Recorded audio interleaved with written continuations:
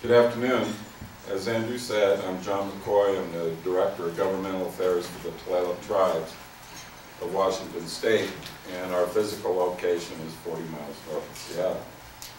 On our western boundary is the Puget Sound. Our eastern boundary is Interstate 5, which technically we're still considered a rural tribe, but we abut urban areas. So, that's a little bit quick history about me in Tulalip. But in our breakout session, some of the things that we covered was, one, we feel it's necessary for all tribes to have a governmental affairs department. And then you all, in creating this department, you need to put someone in there, a Native American, that you can trust to deliver your policy messages. So that is a tall order, because tribes traditionally, jobs like that, they like to keep at the council level. But councils, you're extremely important to the governmental affairs process. One, if you're to do the job effectively, you need to travel a lot. But you have some at-home issues that you need to take care of. And your intergovernmental affairs department, not only do they have to do the external work, they also have to do internal work. So it's a continuous education process on your home reservation and in your local county, state, region, and federal levels. So it's a tremendous balancing act, and is how we function at Tulalip. And from listening to Justin from Grand Round, we basically operate the same way. Individuals like myself go out and deliver the message, do the heavy lifting, but when it's time to make a testimony at the legislature, or maybe go to the state and federal level to sign some legislation, well then that's where we need the tribal leader to deliver the final message. And so we need that consistency, we need your help, but we also need you at home, because that work is there. Again, it's a continuous education project. We need to be involved in the local levels. Everything is grassroots. So you need to work your local communities, and even still doing that, there are situations that arise, like at Mille Lacs. They have a horrible situation going on right now, and I wish them the best of luck, because I know they'll persevere. But you need to continue to work as contentious at times as it is. You just have to keep working, because at the end of the day you will prevail.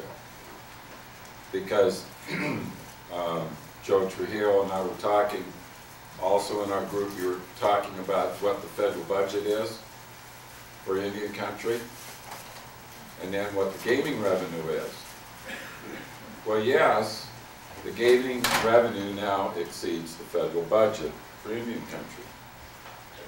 But is what we have to be careful of, and the federal government needs to understand, is that, yes, originally that money, the gaming and the federal dollars, yes, it does start out as for Indian country.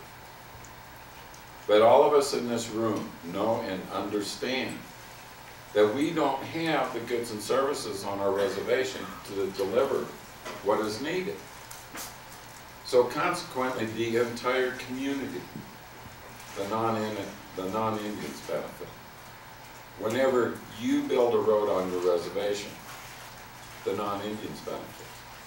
Whenever you run a water line for your people, the non-Indians benefit. So there's a lot of indirect benefits that the surrounding communities get to enjoy because of the Indians. So That's one of the educational messages that you need to continue to get around in your surrounding communities, because no matter what you do, they benefit. Just in your employment figures, at Tulalip, we employed 1,250 people. 50% of them are non-Indians, although the Indians hold 74% of the management positions, as it should be. So, you know, you deliver the medical benefits, the dental benefits, and all those other things. You probably have your minimum wage is probably higher than the federal or state minimum wage. So you do a lot of things. You need to get your message out and let everybody know what you're doing. Another thing that we continue to battle in going out, when we do go out, we need the support, because these legislators will see Justin and I all the time. Every now and then we need to bring a youth or an elder with us to help deliver a message. So this is a community project. It's teamwork. We need that work from everybody to deliver these messages. And then the other ticklish thing, and the feds, Congress is running legislation now that basically would extremely limit the tribe's ability to participate in the campaigning process. From the tribe's point of view, I think this is something that directly violates the First Amendment and free speech. There was an attempt in Washington State they tried to pass a bill 4 years ago that said foreign corporations, foreign nationals, and Indians cannot participate in the political process. Needless to say, we killed that bill. But, so we need to be active. Now, you know, there are times a tribe may not be able to give any money, but you actually have the most powerful weapon there is, and that is your vote. You need to get your members out to vote. And you may not have, like I say, the finances to make a contribution, but there's two things politicians understand.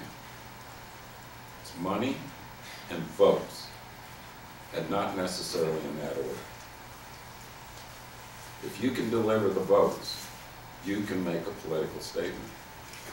If you can deliver money and votes, then you can make a bigger statement. But it's teamwork. We have to work together.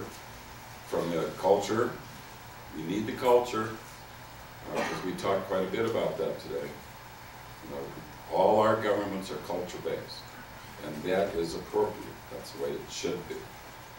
We need our elders to tell people like me their stories, because that helps me deliver the message and keep it culturally in perspective.